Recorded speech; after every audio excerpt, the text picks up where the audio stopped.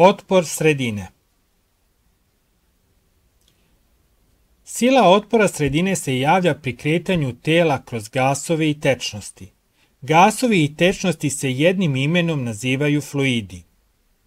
Ova sila se suprotstavlja kretanju i ima suprotan smer od smera relativne brzine tela u odnosu na fluid. Ako je smer kretanja na dole, sila otpora sredine će delovati na gore. Ako se telo kreće na gore, otpor sredine će delovati na dole. Otpor sredine je uvek suprotnog smera od smera kretanja, a ima isti pravac. U tečnosti je isto tako, ovo je smer kretanja tela, otpor sredine je suprotan od smera kretanja tela. Sila otpora vazduha teži da uspori biciklistu. Biciklista se savija napred kako bi smanjio otpor vazduha, kao na ovoj slici ovde. Sila otpora sredine zavisi od veličine čeone površine. On se savija da bi ta čeona površina bila što manja.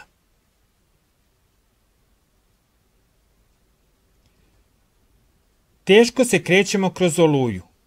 Sila otpora sredine zavisi od relativne brzine tela u odnosu na fluid, a ne u odnosu na stvari okolo ili na zemlju.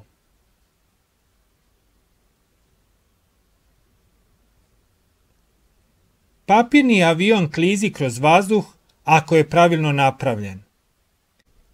Papirni avion mora imati oštar prednji deo da bi se lakše probijao kroz vazduh.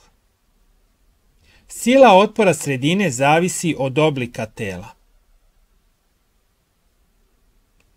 Oblik aviona je konstruisan tako da se najefikasnije probija kroz vazduh. Na slici je prikazano kako NASA testira model aviona u aerotunelu.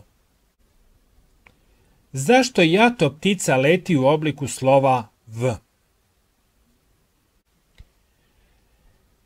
Na taj način štede energiju.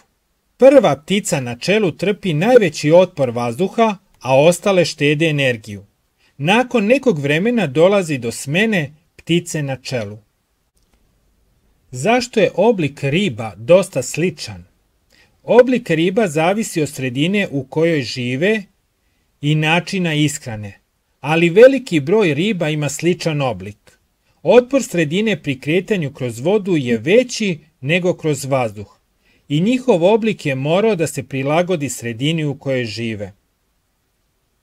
Većina ima oštar prednji deo, duguljaste su i pljosnate. Kako izračunavamo silu otpora sredine? Da bi odgovorili na ovo pitanje, pogledajmo od čega zavisi sila otpora sredine. Ovo smo već u prethodnom slajdu govorili, sila otpora sredine zavisi od relativne brzine tela u odnosu na fluid, oblika tela, čeone površine, vrste materijala tela i vrste fluida.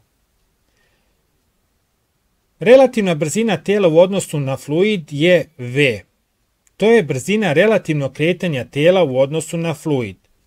A sve ostale stavke od čega zavisi sila otpora sredine svrstavamo u jednu vrednost, a to je koeficijent proporcionalnosti.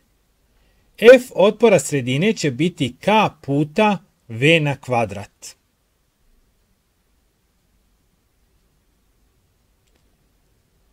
Kako padaju tela? Da li stalno povećavaju brzinu? Posmatrajmo jedno telo koje pada. Na njega u svakom trenutku deluje ista sila zemljine teže. Ft je jednako m puta g.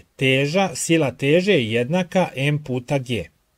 A sila otpora je jednaka k puta v. Zavisi od brzine. Na telo deluje i sila otpora sredine koja zavisi od brzine, to je ovo ovde, i što je brzina veća, veća je sila otpora sredine. Pogledajmo ovde na slici, telo pada, kako pada njegova brzina se povećava, a samim tim i sila otpora sredine.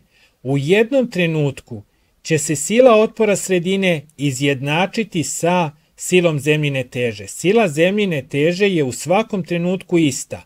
Ona je jednaka m puta g.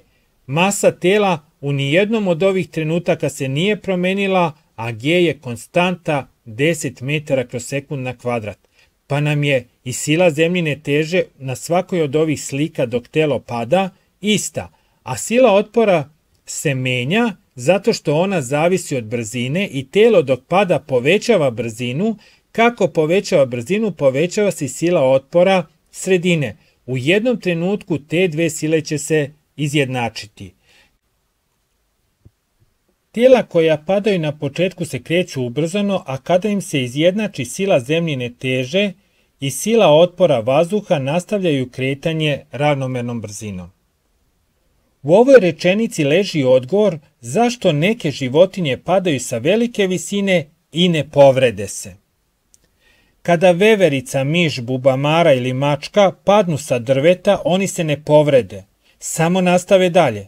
Ali kada bi čovek pao sa iste visine, verovatno bi se povredio. Ove životinje imaju manju masu, pa dok padaju na malom rastojanju im se izjednače sila otpora sredine i sila zemljine teže. Čovek ima veću masu, pa mu je potrebno dosta duže da pada kako bi mu se sila otpora vazduha i sila zemljine teže izjednačile. Padobranac mase 100 kg pri iskakanju iz aviona ima ubrzanje 5 metara kroz sekund na kvadrat. Odredi silu otpora sredine. M je 100 kg, A je 5 metara kroz sekund na kvadrat i F otpora je jednako znak pitanja. Na telo deluje sila zemljine teže i sila otpora sredine. Iz ove dve sile mogu dobiti rezultujuću silu. Prvo ću krenuti da dobijem F rezultujuće. F rezultujuće je jednako M puta A. Umesto M pišem 100 kg, umesto A pišem 5 metara kroz sekund na kvadrat. 100 puta 5 je 500 i ovdje umesto metar kroz sekund na kvadrat možete pisati newton kroz kilogram. Kilogram i kilogram se skrati i ostaje samo newton. Dobio sam Fr. Sad treba da dobijem Ft. Ft je jednako M puta G. Umesto M pišem 100 kg, umesto G pišem 10 metara kroz sekund na kvadrat. Mogu ovdje umesto metar kroz sekund na kvadrat da pišem newton kroz kilogram i kilogram će se skratiti, ovdje će ostati newton, a 100 puta 10 je 1000. F otpora sredine iz ovog obrasca ću dobiti kada od Ft oduzmem Fr. Umesto Ft pišem 1000 njutna, a umesto Fr 500 njutna. 1000 njutna minus 500 njutna je 500 njutna. Dok padaju vertikalno i ravnomerno na padobranca i padobran deluje otpor sredine. Kolika sila otpora sredine deluje na padobranca i padobran ako je ukupna masa 130 kg. Masa je 130 kg, traži se sila otpora sredine. Pogledajmo na ovoj slici. Na padobranca deluje na dole sila zemljine teže, a na gore sila otpora sredine. S obzirom da se on kreće ravnomerno, kako je dato u zadatku, sila otpora sredine mora biti jednaka sili zemljine teže.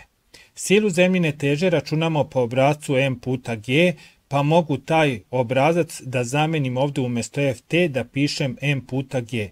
F otpora sredine je jednako M puta G i sada mogu da zamenim. Umjesto M pišem 130 kg, a umjesto G 10 metara kroz sekund na kvadrat.